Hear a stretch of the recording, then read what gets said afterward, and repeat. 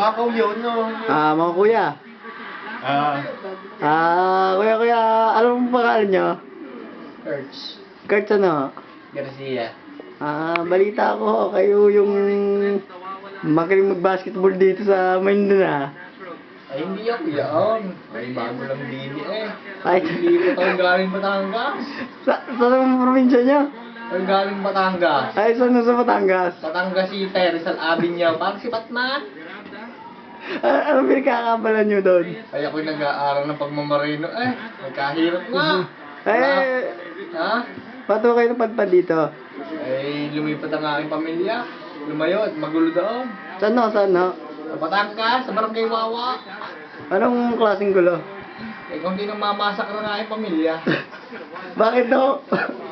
Bakit no? Anong problema? Ewan ko, ilo ang aking tatay eh. Nagnakaw na nga eh, sa panabong eh.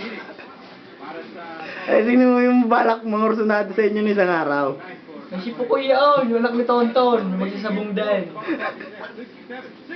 Bakit mo kayo gusto orsunadahin? Ay, ninakaw ko din ng panabong eh. Alin nyo mo ba yung panabong? Lalaba, para nga yung magkapera. Lapit ng prelim ako, hindi pa nakapagbayad tuition fee eh. Ano pong masasabi nyo sa kukursunado sa inyo? Ay, ang pangit, parang yung pangalan ko eh. Kaya nga nagbabalak lumipas sa Yupa eh. Ay, maganda daw edukasyon dyan eh. Pero balita ko talaga magaling kayo sa basketball. Ay, hindi naman gaano, medyo sumasalampak lang.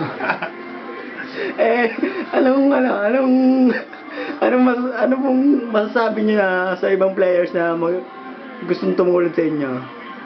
Ewan ko sa kanila, ako naman ipilit yung aking tinatago nga yung kagaling sa pagbabasketball. Ay, simple na nga lang. Ewan ko ba sila nagugudla pag ako'y nagdadang? Ay, napakasimpleng bagay naman noon eh. Yung pong mapapayo niyo sa inyo sa kanila. Ay, mag-practice lang. Ewan ko ba sa kanila, madali lang naman yung mga ginagawa ko, basta practice lang.